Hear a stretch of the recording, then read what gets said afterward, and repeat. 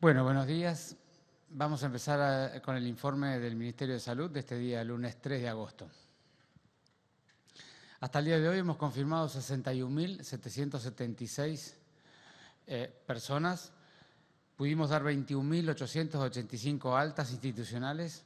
Lamentablemente han fallecido 1.304 personas, lo que hace una letalidad de 2.11% para la Ciudad de Buenos Aires. Cuando ustedes ven los casos confirmados día por día, ordenados no por el informe habitual que hacemos todos los días, sino por el día que se tomó el hisopado a las personas para representar mejor la temporalidad de cuándo fue que tuvieron la enfermedad, y separando con la línea de puntos los últimos 3 días, que siempre están inestables porque suelen seguir apareciendo casos en los días venideros. Cuando uno mira al otro lado de la línea de puntos, nota que efectivamente la semana anterior fue una semana de un pequeño descenso de los casos, así que vamos a estar muy atentos a la evolución de la curva de la Ciudad de Buenos Aires a lo largo de toda esta semana. Realizamos hasta el día de hoy 239.955 hisopados. El 66% de ellos se les realizaron a personas que residen en la Cava, el otro 34% a personas del Gran Buenos Aires y de otras provincias. La tasa de positividad de los que residen en la Cava fue de 41.5%. Y hasta el día de hoy tenemos una tasa de hisopado de los residentes cada 100.000 habitantes residentes de 5.130. Aquí pueden ver, como siempre les mostramos, la cantidad de casos por década de la vida. Fíjense, como siempre comentamos, que los niños en general se enferman menos de esta enfermedad e incluso cuando se enferman hacen un cuadro más leve. Fíjense que apenas el 1.06% de los niños de 0 a 9 años tuvieron confirmado la enfermedad, el 1.3% de 10 a 19, pero salta a 2.86, 2.81, 2.3 en todo el periodo de mayor, de la franja etaria que más se enferma, que son de 20 a 50 años. Luego 2.2 de 50 a 60 y luego baja a 1.42, 1.24 y vuelve a subir 2.67 en los mayores de 80 años. Eso tiene que ver con el grado de contagiosidad, sobre todo de los geriátricos y de los hogares de ancianos.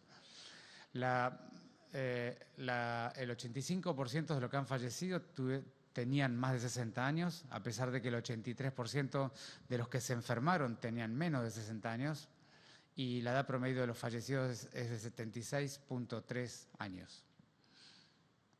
Aquí lo que ustedes pueden ver es que hemos sobrepasado el 80% de los casos que ocurren en la ciudad, están en el territorio donde ya tenemos detectar operativo. Eso significa el 65% del territorio, son todos esos barrios, esos 32 barrios que ven allí, que son los que están pintados. Allí estamos permanentemente, todo el tiempo, de manera definitiva, con una base operativa en cada barrio, habitualmente en una escuela, suele ser una escuela pública, y desde allí todas las mañanas salen los rastreadores con la lista de confirmados del día anterior a buscar los contactos estrechos, los convivientes, y como ya les comentamos la vez pasada, empezamos desde el lunes pasado ya a la realización de la PCR a la totalidad de los convivientes de los enfermos. Eso es un cambio que hemos hecho para ampliar la capacidad de testeo. Testeamos a todos los convivientes, tenga síntomas o no tenga síntomas. Si tiene síntomas, le hacemos el hisopado, y si no tiene síntomas, estamos con una nueva metodología mucho más sencilla, que es la toma de saliva. Y así ya empezamos la semana pasada, estuvimos validando el método previamente, junto con la gente del Malbrán y la gente del Muñiz. A ambos les agradecemos profundamente la colaboración, y a partir de ahora ya estamos tomando la PCR por saliva a todo conviviente. Hasta el día de hoy, el 20% de los convivientes asintomáticos, que no tenían ningún síntoma, pero vivían con una persona que se había enfermado, y les tomamos una muestra de saliva, el 20% dio positivo. Esto demuestra la intensidad de la enfermedad asintomática y la forma de transmisibilidad que tiene este virus, ¿no es cierto? Bueno, le paso a Gabriel para que siga. Gracias, Fernán. Buen día. Bueno, para el informe de los casos en los barrios vulnerables, hemos ya realizado 13.412 diagnósticos con 8.839 altas institucionales. Lamentablemente han fallecido 146 personas, lo que da una tasa de letalidad del 1%. Y vemos la curva que sigue siempre desde hace semanas la misma tendencia hacia una maduración con un R en todos los barrios de menos de 1.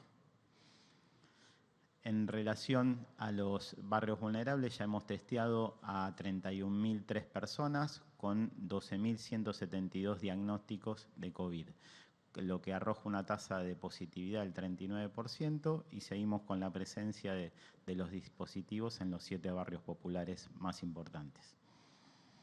En el resto de la ciudad ya estamos en 25 barrios, hemos testeado a 9.226 personas con 4.046 positivos, con un índice de positividad importante del 44%. Hoy seguimos en el dispositivo de Belgrano, pero vamos a trabajar también en el barrio de Villa Urquiza y Coulan. Seguimos con geriátricos, con Paula. Gracias, Gabriel. Buenos días. Bueno, en relación a este subgrupo poblacional que reside en los geriátricos, tenemos 316 residencias geriátricas que han presentado al menos un caso positivo. La totalidad de personas que fueron infectadas por este virus asciende a 2.785 casos, de los cuales lamentablemente han fallecido 329 personas. En relación a la estrategia de test serológico, donde buscamos una seroconversión, la presencia de anticuerpos, como ustedes saben y les venimos contando hace varias semanas, este test se realiza a personal esencial que trabaja en efectores de salud, en geriátricos, fuerzas de seguridad, desarrollo humano y transporte, y al día de la fecha se han realizado 239.803 serológicos. Esto representa que a algunas personas se las ha testeado, por supuesto, varias veces porque se realiza una vez por semana. La totalidad de test serológicos que fueron positivos es de 8.235 y a estas personas, así como a sus compañeros de trabajo, de turno, se les realiza un hisopado para determinar PCR, la presencia del virus, de los cuales 2.574 fueron positivas. Estos test realizados nos da una tasa de test serológicos cada 100.000 habitantes de la ciudad de Buenos Aires de 7.994. Muchas gracias.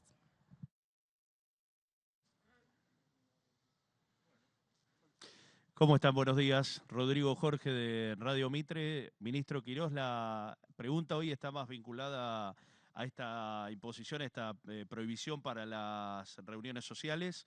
¿Cuál es la novedad, no? Porque, bueno, prácticamente sabemos que hubo algunos encuentros clandestinos el último tiempo y que ahora se va a poner el foco en prohibir estos encuentros. Preguntarle si es verdad que van a pedir la inclusión o que le van a pedir el aporte a los encargados de edificio para que sumen ahí en el control. Ya hay varios encargados que están diciendo que no es su función, pero sí es verdad que ustedes van a pedir la colaboración de encargados de edificio para poder limitar un poco lo que tiene que ver con estas reuniones, o de qué manera las van a controlar, que es por lo menos algo bastante difícil controlar las reuniones, ¿no?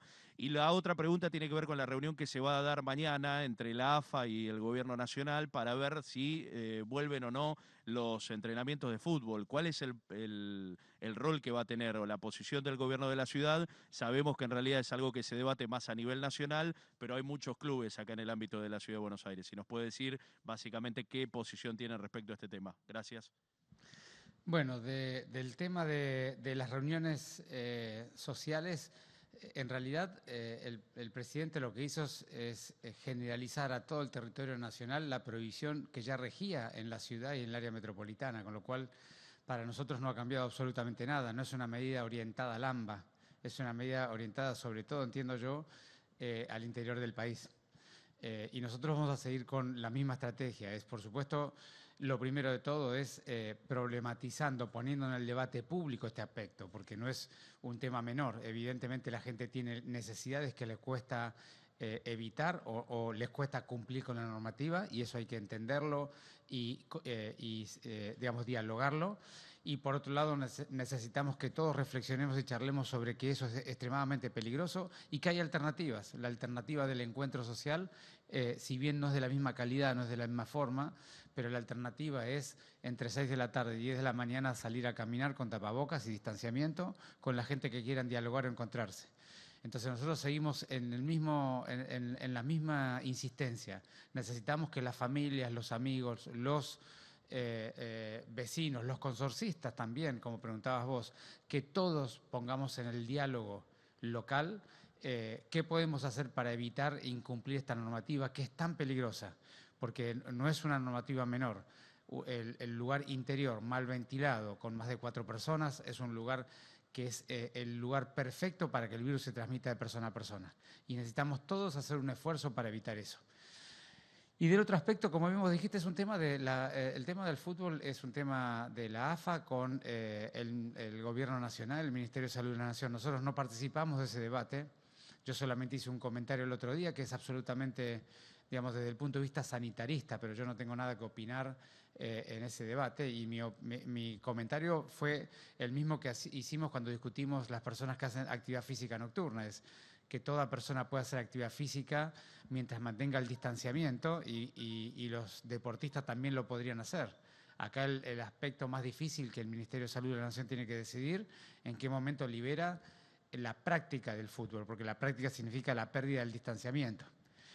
Y eso es algo que el Ministerio de Salud va a resolver en el momento que considere apropiado, sobre todo entendiendo algo, que esto no es una cuestión de jurisdicción por jurisdicción, porque el torneo no se puede jugar con 2 equipos. Entonces, la decisión del Ministerio de la Salud de la Nación seguramente considerará la realidad epidemiológica nacional, el momento en que está cada una de las jurisdicciones, y propondrá lo más apropiado. Vamos, ahí nosotros no tenemos mucho para aportar. Buenos días, doctor Rosario Vigosi, de la Red.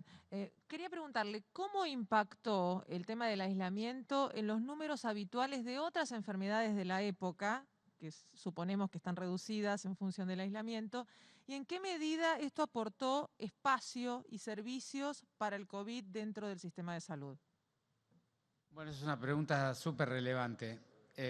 Nosotros este año hemos tenido una caída crítica de un conjunto de enfermedades, pero las que más han caído sobre todo son las de la esfera de los virus respiratorios, tanto en los niños la bronquiolitis como en los adultos las enfermedades vinculadas a los virus respiratorios, la influenza y otros más.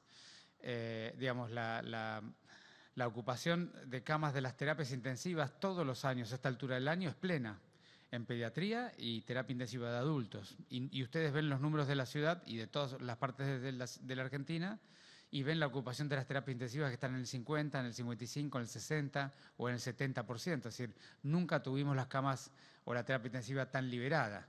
Por supuesto que siempre insisto, eso es un tema, el motivo por el cual uno tiene que tener una reserva de camas es porque, a diferencia de lo que ocurre todos los años, que hay una cantidad conocida y estable de enfermos a lo largo de los días, y que se pueden administrar o cuidar con las camas que tenemos, esta es una enfermedad que donde empieza a subir rápidamente ocupa las camas con mucha velocidad. Por eso es que esta prudencia de siempre tener una reserva de camas, porque los países que no la han tenido han pasado lo que han pasado, ¿no es cierto? Así que para decirte, la enfermedad respiratoria es el primer gran grupo, y por supuesto que hemos tenido una disminución importante de los politraumas y los accidentes viales, y todo lo que es la traumatología, digamos, accidentológica a lo largo de todos estos meses. Ahora ha empezado a aumentar nuevamente, sobre todo con un conjunto de accidentes más vinculados a la moto, pero la verdad que ese subgrupo de enfermedades también ha disminuido. Esa es la parte positiva. Después tenemos una parte negativa que a mí me gusta siempre remarcar, y es algunas enfermedades que naturalmente ocurren en la sociedad, como son las enfermedades cardiovasculares, neurológicas, o a veces síntomas de enfermedades oncológicas, que la gente se retrae de la consulta por miedo a la enfermedad. Eso le pedimos encarecidamente, que hablen con sus médicos por teléfono de la manera que puedan, que vean la posibilidad de acercarse a un centro de salud, el lugar donde ustedes se sientan más seguros, pero no dejen de cuidarse del resto de las enfermedades, porque son enfermedades que también generan su daño. Ministro, buenos días. Nicolás Gallardo, de CNN Radio. En materia sanitaria, ¿usted está de acuerdo con que las reuniones sociales tengan un carácter punitivo a nivel nacional, o quizás entiende que buscarle una intención de regular los encuentros al aire libre y buscar un protocolo para evitar las fiestas clandestinas, las reuniones clandestinas? ¿Qué concepto tiene sobre esta situación general? Y por otro lado, usted señala hace varias semanas que está madura la curva de contagios en la ciudad de Buenos Aires. Comparándolo con otras ciudades del mundo, ¿Cuánto tiempo más se le queda a esta curva de la ciudad para que siga teniendo estos números y cuál es la progresión para que termine bajando? Gracias. Del tema de las penalidades, por supuesto que todas las medidas que están prohibidas en este momento en la ciudad tienen su penalidad y en la medida que nosotros las identificamos se aplican. Yo solamente propongo permanentemente el diálogo social y ciudadano, porque no hay mejor manera que cumplir una normativa que todos tenemos que cumplir, pero que no todos la valoramos o la consideramos importante de cumplir, es el diálogo social. Entonces yo apuesto, como no podemos saber qué pasa dentro de cada casa, en cada lugar, pero sí sabemos que todas las casas tienen un familiar, un amigo, un conocido o un vecino, que sin culpabilizar, sin violentar el vínculo, puede dialogar sobre ese aspecto, porque es la forma que tenemos que hacer siempre entre todos nosotros para poder reflexionar y focalizar sobre algún tema que tenemos que focalizar. Así que yo apuesto siempre al diálogo ciudadano, porque si aprendemos a construir diálogo ciudadano para resolver nuestros problemas, no solamente vamos a poder resolver la pandemia de COVID, sino vamos a resolver muchos problemas que los argentinos tenemos. Y en cuanto a la curva de la ciudad, yo te diría así, cada ciudad en el mundo ha tenido su particularidad y su curva. De hecho, cuando uno mira los barrios de la ciudad, cada barrio tiene un formato de curva diferente, de manera que es muy difícil predecir. Uno mira la curva del barrio 31 y tuvo un ascenso muy rápido y un descenso muy rápido y quedó con una pequeña cantidad de casos por día, 5 a 10 casos, y eso es lo que tenemos hoy, después de un mes de haber terminado la curva. Cuando uno mira la curva del barrio 1, 11, 14, la verdad que es diferente. Ha tenido un ascenso mucho más lento y se ha mantenido en un valor estable durante varias semanas y luego ha bajado más lentamente. Y así ha pasado en varios barrios, de manera que es imposible decirles la curva general cómo va a ser, pero es evidente que es una curva que ha tenido un amesetamiento arriba y ha tenido cierta duración, que eso es bastante característico de las ciudades que han tenido mucho control social y no han tenido un pico muy alto. Cuando ha habido un pico muy alto, habitualmente ha habido un descenso muy rápido, y cuando ha habido un pico que ha sido un poco más sostenido, ha tenido un descenso más lento. Pero es una generalidad, no puedo asegurar cómo va a ser. Lo que sí se ve en la ciudad, que luego de 3 o 4 semanas de valores relativamente estables, hemos tenido una semana de un pequeño descenso y eso podría ser que luego vuelva a subir o podría ser que empiece a bajar. Aquí solamente se puede saber cómo va la curva mirando para atrás los días que pasaron. Así que lo iremos viendo. Esta semana me parece una semana importante para poder comprender la transición de la curva de la ciudad, cómo se comporta. Buen día, ministro Hernán Mundo de Radio Nacional. El saludo también para los funcionarios. Preguntarle cómo se está trabajando lo que es donación de plasma en el sector público y cuál es la medición que ustedes hacen de la efectividad del tratamiento de cara al futuro. Y preguntarle también de cara al futuro, porque la gente se lo pregunta todo el tiempo, saber, en este caso puntual, la ciudad cómo está trabajando e impulsando para lo que es la elaboración de vacunas y qué nos puede decir en este sentido sobre plazos y qué se puede esperar por lo menos de aquí al horizonte más próximo, a fin de año, por ejemplo.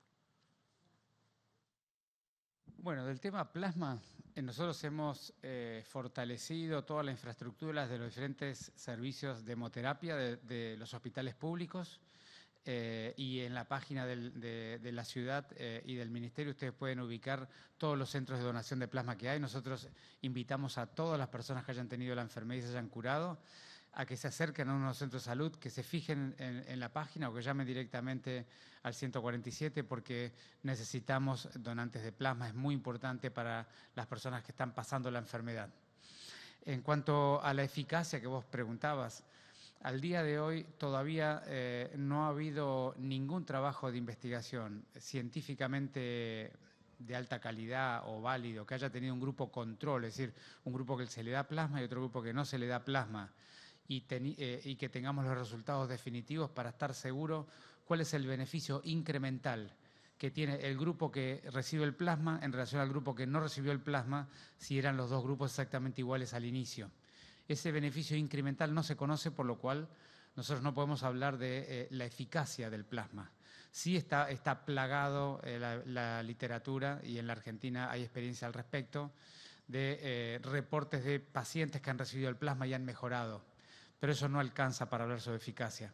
Para confirmar la eficacia necesitamos un grupo que no lo haya recibido para estar seguro de cuál es la diferencia. Así que estaremos esperando el resultado. Hay 3 o 4 estudios corriendo en la ciudad de Buenos Aires y otros tantos corriendo en el mundo.